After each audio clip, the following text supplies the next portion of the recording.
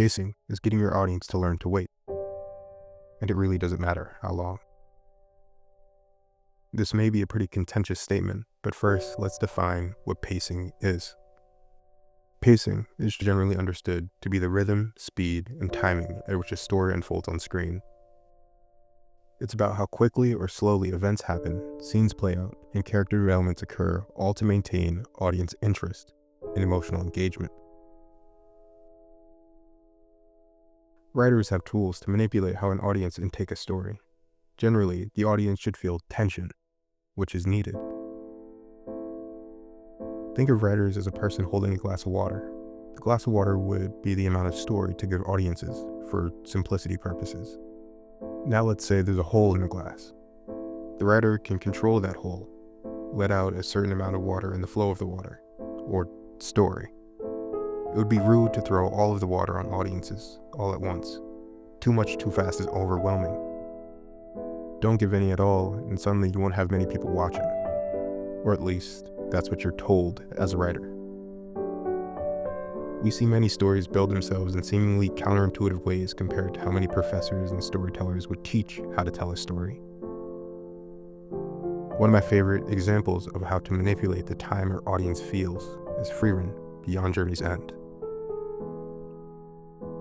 Welcome to 20 Pages Later. I'm John, and this is Stories That Burn Slow, Why Pacing Isn't the Enemy of Engagement, a Frieren Beyond Journey's End story analysis.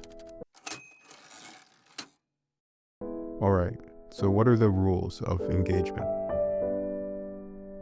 There's so many things that make Frieren special, but I want to talk about the anatomy of the slow burn. The story begins with gradual tension. We simmer. The heroes come home from the quest, they're rewarded, and a festival is held to celebrate their accomplishments. Frieren leaves. Years pass, and Frieren comes back to her friends. From the audience's perspective, nothing necessarily happens very quickly, until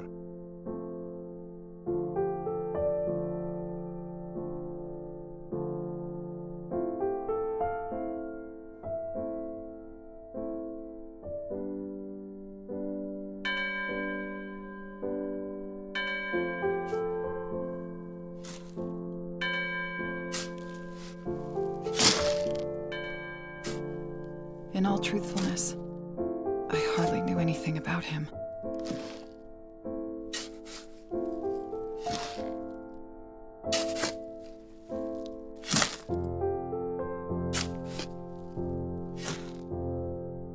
"10 years with him wasn't nearly enough time to learn.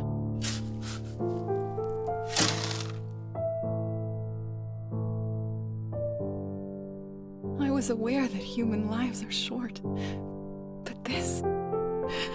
Why didn't I try to better know and understand you?"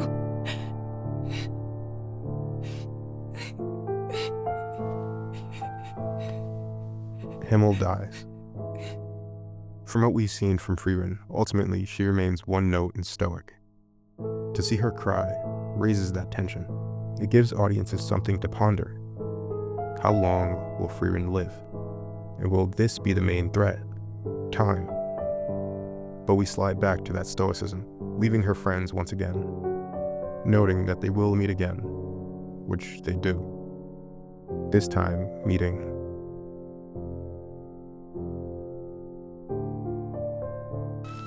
You seem a bit lost, ma'am.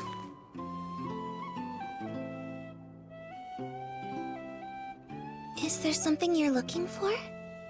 Yes, I'm trying to locate the home of a man named Heiter. I see. So you're a visitor. The corrupt priest is slow to die. Slow burns need to prioritize character psychology. The story unfolds because who the characters are, not just what's happening to them. Decisions are emotionally motivated, not plot convenient. Viewers watch internal shifts, not external events. Heiter asks Frieren to have Fern accompany her on her next travels, but Frieren's hesitant.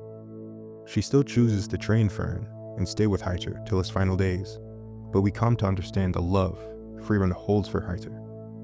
and Fern's internal struggles of repaying how she feels for the priest who saved her life.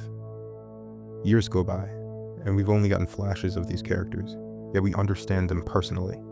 Frieren and Fern embark on the journey, going from town to town, digging deeper into Frieren's past, and furthering Fern's training, until episode 3.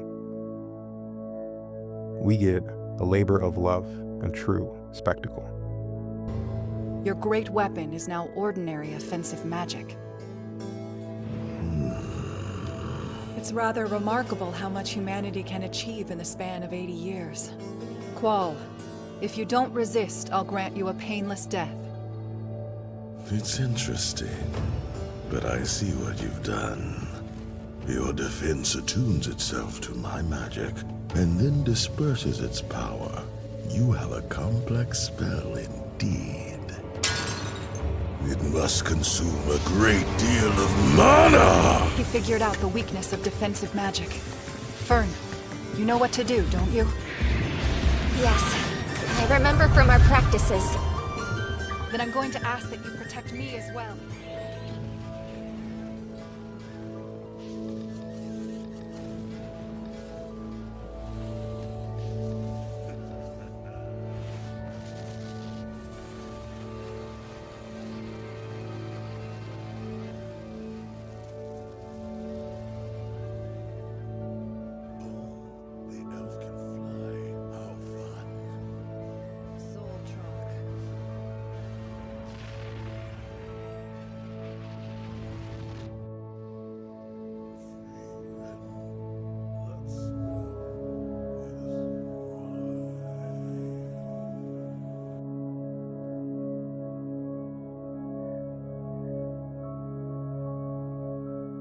The payoff and emotional investment.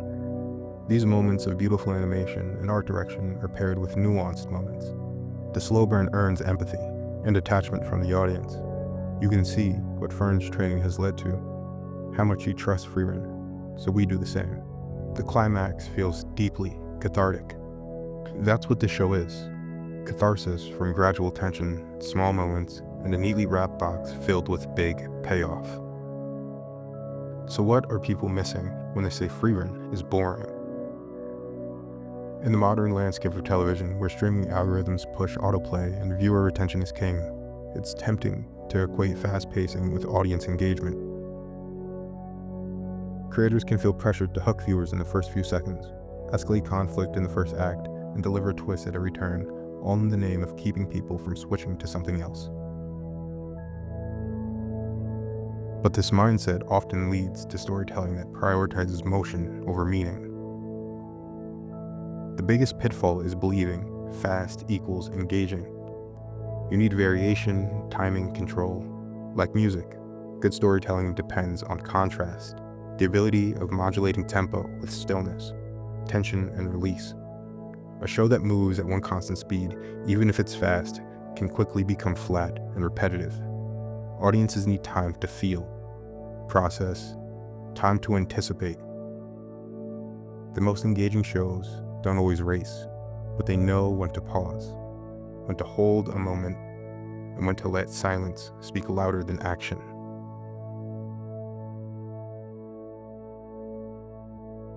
Slow isn't boring, it's intentional. It's the deliberate unfolding of character, the kind of storytelling that doesn't shout for attention, but earns it through depth and authenticity.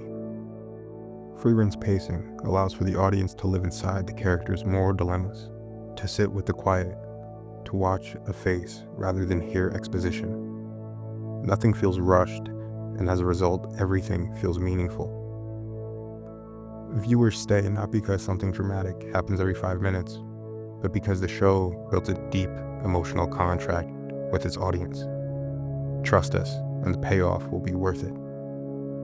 The gradual buildup allows for emotional layering, greater subtext, and complexity. All of the things that make characters feel real and stories feel lived in. Viewer engagement is psychological. A scene doesn't need to move quickly to be gripping. It just needs to withhold something the audience wants. Whether it's information, a decision, or lack thereof, Delaying that moment increases the intensity. Engagement, then, isn't about stimulation. It's about anticipation. And anticipation only exists when a story gives us space to wonder, to project, to feel. This is how you earn meaning. Pacing is how engagement is designed, sustained, and rewarded. It's how a story breathes, how tension builds, how emotions land. It's how we as storytellers guide the audience's attention, not how quickly we can get to the next beat, but through intention. When used well, pacing doesn't just keep viewers watching, it keeps them caring.